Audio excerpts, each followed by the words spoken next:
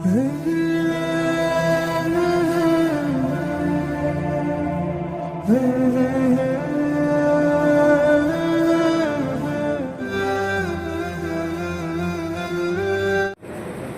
में पूरे का जो था, फिर 5 दिन वो आने का भी कर सकते क्या आप पूछ के हज के करीब के जो दिन रहते हैं ना, उन दिनों में उम्रे के चक्कर में नहीं जाना, क्योंकि आपको हज का अमल करना है। आप थक जाएंगे बहुत ज़्यादा, और हज जो कमेटी से जा रहे हैं उनकी बसें भी बंद हो जाती हैं। जाने आने के लिए टैक्सी का इस्तेमाल करना पड़ता है। टैक्सियाँ भी जो है अजीज़ा में करीब नहीं छोड़ती, हरम में भी करीब नहीं छोड़ती। अजीज़ा में तो खैर बिल्डिंग के पास आके छोड़ देंगे आपको, लेकिन हरम के पास नहीं छोड़ती।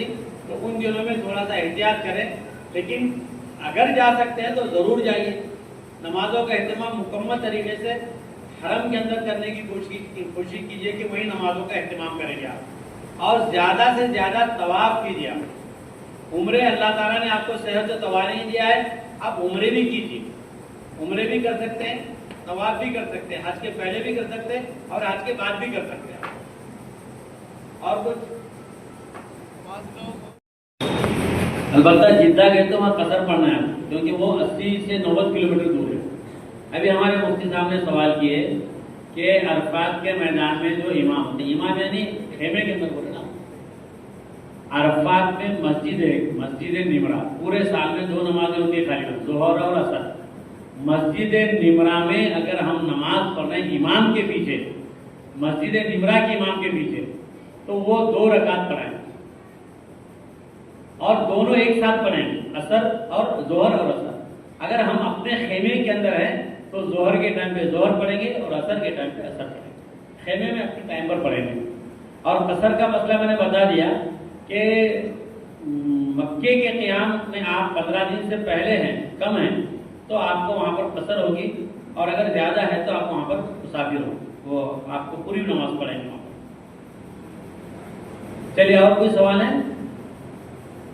चलिए, ये आपका मक्के का सफर में 2-3 चीज़ें इख्तिलाफी क्या है?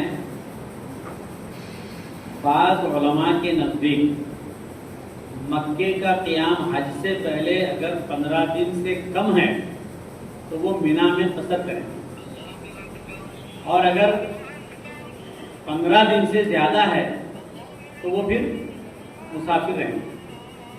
अब वहाँ पर जो मैंने आपको बताया था ना पहले कि वहाँ पर बहस मुबाहिसे क्या होते हैं, मैं आपको शुरू में बोला था ना, ये 5 दिन होने के बाद बताऊँ। वहाँ बहस मुबाहिसे ये होते हैं, एक मुफ्ती साहब बोलते हैं, वो किसी मदरसे के मुफ्ती नहीं होते लेकिन मुफ्ती होते हैं, वो आगे बोलते हैं कि अरे समझ में नहीं आ रहा है मौलाना 2 क्यों पढ़ा रहे, फिर एक आगे बोलते समझ में नहीं आ रहा है मौलाना 4 क्यों पढ़ा रहे। तो वहाँ परेशान नहीं होना, ग्रुप में कोई भी आलिम दीन है आप उनके पास जाइए, या आप जाने से पहले अपने इलाके के आलिम दीन से आप पूछिए कि मेरा सफ़र मक्के में इतने दिन है, मैं वहाँ क्या। और अगर वहाँ पर जाने के बाद कोई 2 रकात पढ़ता है उसको पढ़ने दो, कोई 4 पढ़ता है 4 पढ़ने दो, वो उसका जिम्मेदार है। हम टेंशन नहीं लेना, हम परेशान नहीं होना, उलमाए किराम से राब्ता रहना, और वो आपके बिल्डिंग में यकीनन 1-2 उलमा तो रहते हैं, आप उनसे पूछिएगा मैं 2 बोलूँ या 4, वो अगर बोले 2 तो 2 पढ़ लो, वो बोले 4 तो 4 पढ़ लो। बहस मुबाहिसे में बिल्कुल नहीं पढ़ना है, शैतान तो यही चाहता है कि बहस मुबाहिसे करो, तो ये चीज़ वहाँ पर बिल्कुल नहीं होना चाहिए, इसका खास तौर से आपको ख्याल करना है। जी और बोलिए। कुर्बानी से पहले कसर कर सकते हैं? हाँ, अच्छा, और एक मसला ये भी कुर्बानी का भी अहम मसला है। देखिए, इमाम अबू हनीफा रहमतुल्लाह अलैह के पास तरतीब लाजिम है, अगर तरतीब में कोई गड़बड़ होती है तो दम आए। तरतीब क्या है? पहले शैतान को कंकर है, फिर कुर्बानी है, और फिर हलक। ये खाली 10 तारीख का मसला है। इस साल क्या हो गया, वहाँ की जो हुकूमत है उन्होंने तमाम की कुर्बानियों को नुसुक पर डाल दिया। नुसुक ऐप है वहाँ पर, उसके जरिए से कुर्बानी होगी। कोई भी पार्टी, कोई भी तंजीम, कोई भी फर्द अपने तौर पर कुर्बानी का इंतजाम वहाँ पर امسال نہیں کر سکتا. اب تمام کی قربانیاں یہی لوگ کریں گے تو اب کس کی قربانی کب ہوگی؟ اب انہوں نے کہا کہ بھائی موبائل پر ہم میسج ڈالیں گے، لیکن یہ بہت مشکل نظر آتا ہے. تو اس معاملے میں حضرت مولانا مفتی تقی عثمانی صاحب دامت برکاتہ نے فرمایا ہے کہ بھائی ہمارے 4 امام، امام ابو حنیفہ رحمۃ اللہ علیہ، امام مالک رحمۃ اللہ علیہ، امام شافعی رحمۃ اللہ علیہ، امام احمد رحمۃ اللہ علیہ، احمد نام کا، یہ 4 امام. تو ایک امام جو ہے نا، امام ابو حنیفہ رحمۃ اللہ علیہ کے نزدیک ترتیب واجب ہے، اور ان 3 امام کے نزدیک ترتیب واجب نہیں ہے. اور امام صاحب کے 2 شاگرد ہیں، امام محمد اور امام یوسف رحمۃ اللہ علیہ، جنہیں صاحبین کہتے ہیں. یہ صاحبین کا بھی مسلک ان 3 کی طرف ہے. وہ بھی کہتے ہیں کہ ترتیب اگر آگے پیچھے ہو جائے تو دم واجب نہیں ہوگا. تو اس موقع پر جو حنفی ہیں، جو امام حنیفہ رحمۃ اللہ علیہ کو مانتے ہیں، حضرت مفتی صاحب نے فرمایا، ہمارے بڑے علماء بھی کہہ رہے ہیں کہ وہ اس موقع پر وہاں کے ہجوم کی وجہ سے، وہاں کے انتظامات کی وجہ سے آپ جو ہے ترتیب کو وہاں پر تھوڑی دیر کے لیے چھوڑ دیجیے. اگر بے ترتیبی ہوتی تو انشاءاللہ دم واجب نہیں. اور کچھ؟ الحمدللہ سارے مسائل تو سمجھ میں آ گئے جی. لیکن اس مجمع میں ہماری خواتین بھی بیٹھی ہوئی ہے، تو سفر حج پر شرعی مسائل، شرعی عذر بھی پیش آتے ہیں، تو اس جانب پہ اگر توجہ دی جائے تو بڑا انشاءاللہ فائدہ ہوگا. ماشاءاللہ بہت اچھی بات ہے یہ.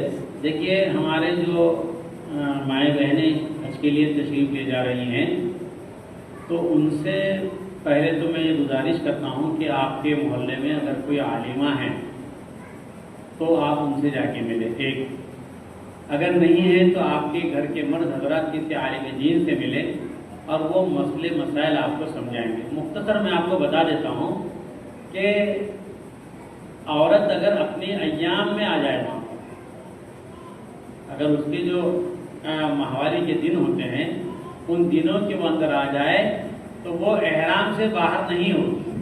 احرام ناپاکی کی حالت میں بھی وہ احرام پہنے بھی رہے گی اور وہ خانہ کعبہ نہیں جائے. صحن میں باہر جو صحن ہے وہاں بیٹھ کر وہ عبادت کر سکتی ہے، اللہ اللہ کر سکتی ہے، اندر حرم میں نہیں جا سکتی. اور جب وہ احرام کی حالت میں نہیں، احرام کی پوری پابندیاں ان کے اوپر رہے گی. اور جب وہ پاک ہو جائیں گی تو پھر وہ غسل کریں گی، پھر دوسرا احرام پہنے گی، پھر وہاں سے وہ سارے اعمال جو رہ گئے تھے وہ پورے کریں گے. اور مزید اگر کچھ ایسے معاملات پیش آتے ہیں تو آپ وہاں پر جو بھی علماء رہیں گے تو آپ میرا بھی نمبر رکھیے، میں بھی اس سال میرا بھی سفر ہے انشاءاللہ آپ کے ساتھ.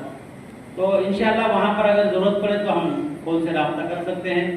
میرا آپ نمبر لیجئے اور میرا نمبر لیجیے 9422468780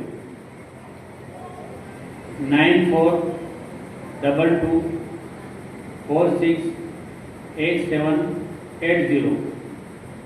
آپ کو فون لگانے کی ضرورت نہیں ہے، آپ واٹس ایپ سے میسج کر دیں. آپ میسج کر دیں گے تو میں آپ کو میسج سے آپ کو جواب دے دوں گا. اور اگر موقع رہا تو ہو سکتا میں آپ کے پاس پہنچ بھی جاؤں انشاءاللہ. اور آپ کے میرے نمبر کے علاوہ آپ کے علاقے سے جو علماء جا رہے ہیں اب ان سے بھی رابطہ کیجیے. آپ کے گروپ میں جو علماء جا رہے ہیں، اس سفر میں جو جا رہے ہیں، بلڈنگ الگ رہنے دو، لیکن آپ کے علماء کرام رہیں گے تو آپ روبرو بیٹھ کے مسئلہ دریافت کریں گے، آپ کو آسانی سے سمجھ میں آ جائے گا. کریں گے نا؟ اور بچے ہوئے سوالات؟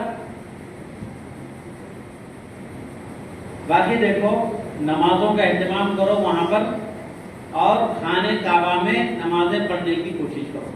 دھوپ بہت زیادہ ہے، آپ ظہر کی نماز اپنے بلڈنگ میں پڑھو، پھر عصر میں چلے جاؤ تو عصر مغرب عشاء پڑھ کے آنا، اور پھر رات میں سو جاؤ، پھر تہجد میں اٹھ کے چلے جاؤ، تہجد اور فجر پڑھو، پھر واپس آ جاؤ.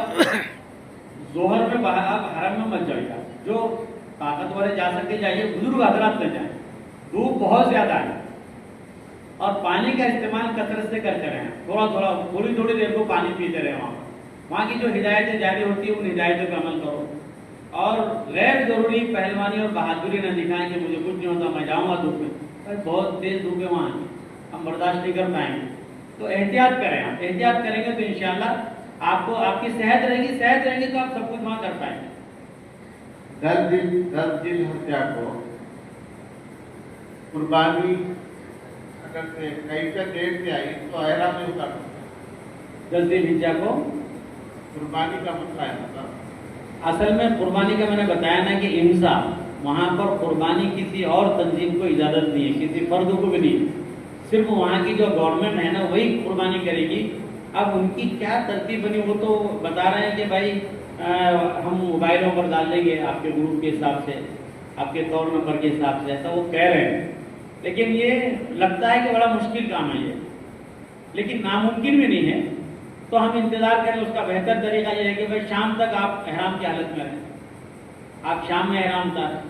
اور کسی کو ڈاؤٹ آتا ہے کہ میری قربانی پتہ نہیں آج ہوئی کہ نہیں ہوئی، آپ احرام میں 3 دن رہیے. آپ کیا مسئلہ ہے؟ بس بڑی تکلیف کی بات نہیں ہو بھائی. احرام کے اگر ہمارا دل گوارا نہیں کر رہا ہے تو کیا فرق پڑ رہا ہے؟ 3 دن احرام کے اندر رہیں گے اور تیسرے دن تو قربانی 100% ہماری ہونے والی ہے.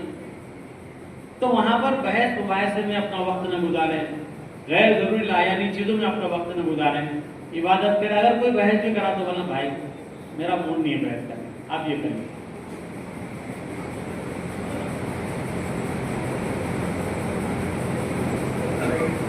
احرام کے پہلے ہی اگر عورت حالت حیض میں آ جائے تو وہ احرام باندھے گی، احرام باندھ کر جائے اور احرام کی حالت بھی مانی جائے گی. احرام میں رہے. احرام سے پہلے کا اگر ہو جائے تو کوئی حرج نہیں ہے. احرام کے دوران بھی ہو جائے تو کوئی حرج کی بات نہیں ہے. اللہ کی جانب سے آپ کے لیے چھوٹ ہے اور وہ چھوٹ کا استعمال آپ کر سکتے ہیں. ابھی مکے کی ساری چیزیں ہوگی، سمجھ میں آ گئی نا. پھر وہاں کی جو زیارتیں ہوتی ہیں تو وہ بھی تھوڑا سا میں بتا دوں آپ کو.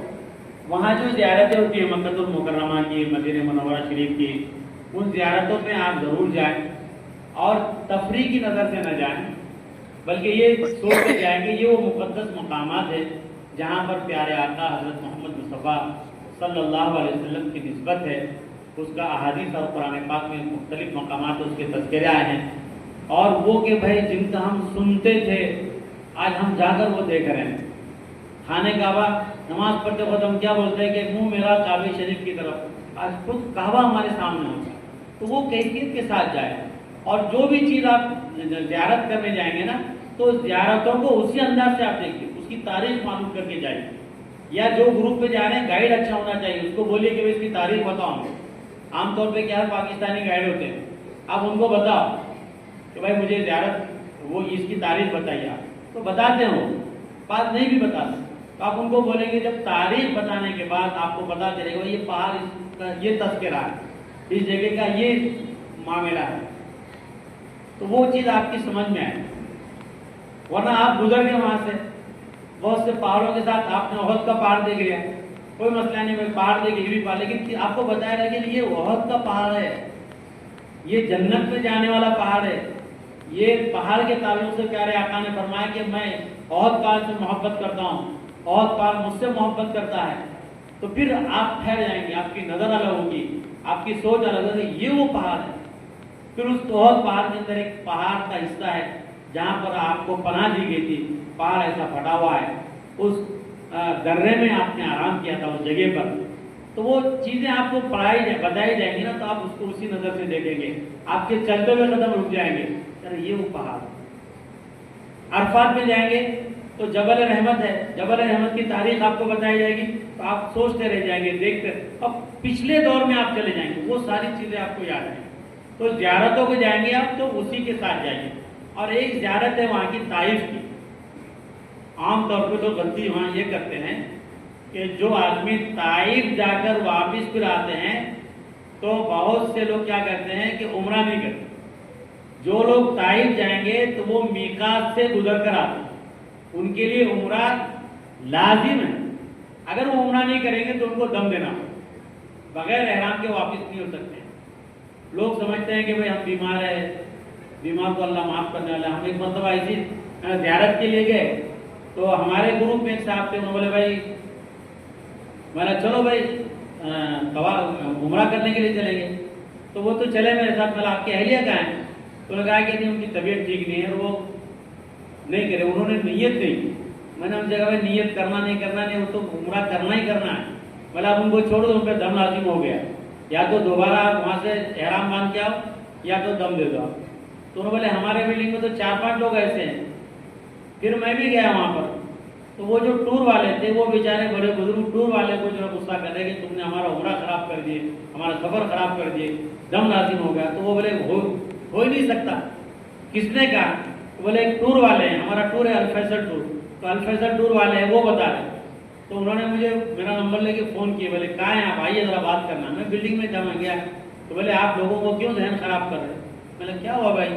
تو کہا کہ یہ طائف پہ جانے کے بعد آپ بولے کہ عمرہ نہیں کریں گے تو اللہ دم لازم ہوگا. مطلب میں نے نہیں بولا ایسا, یہ تو ہمارے پیارے آقا فرما رہے ہیں. میں نہیں فرما رہا ہوں, مجھے کیا ضرورت پڑنی. بولے نہیں بیمار ہے, بیمار میں بھی جو ہے اللہ تعالیٰ کے پاس رخصت ہے کہ نہیں ہے. اور انہوں نے ایک بات مجھے کیا بتائی, غیر عالم سے ٹور چلا گیا. انہوں نے بتایا کہ ایک ماں اپنے بچے سے جتنی محبت کرتی ہے اللہ تعالیٰ اس سے 70 گنا محبت اپنے بندے سے کرتا ہے. یہ بندہ بیمار ہے, یہ چل نہیں سکتا, تو یہ عمرہ کیسے کرے گا؟ اگر نہیں کیا تو کیا اللہ اس کو معاف نہیں کریں گے؟ میں نے کہا بھائی اتنا بیمار تھا تو کیوں گھومنے گیا ہے؟ گھومنے کیوں گا؟ اتنا شوق تھا, بیمار کو کیوں شوق ہے گھومنے کا؟ ان کو سمجھایا. میں نے بھائی یہ بحث نہیں ہے, یہ آپ کو عمرہ کرنا ہی کرنا ہے, آپ کیوں موبائل لے رہے ان کا بنانا. پھر ان کو تھوڑا سمجھ میں آیا. پھر ان کو سب کو میں نے گالی کر کے دیا. آج تو رجا صبح فجر میں جاؤ. پھر فجر میں ان کو ٹیکسی کری, 5 لوگ تھے, ان کو ٹیکسی کر کے بھیجے. اور پھر وہ کیا کر رہے تھے, صبح بس جاتی طائف کی, ہم طائف بھیجیں گے, بولا پورا دن خراب ہوگا ان کا. طائف جانے کی ضرورت نہیں ہے. طائف سے واپسی میں میقات آتی ہے قرن المنازل, وہ میقات پہ جانا پڑتا ہے.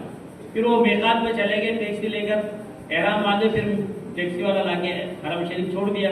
پھر انہوں نے اپنا عمرہ کر دیا.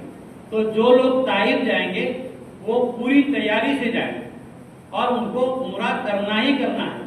اور اگر آپ عمرہ نہیں کر سکتے تو آپ نے طائف جانا نہیں ہے.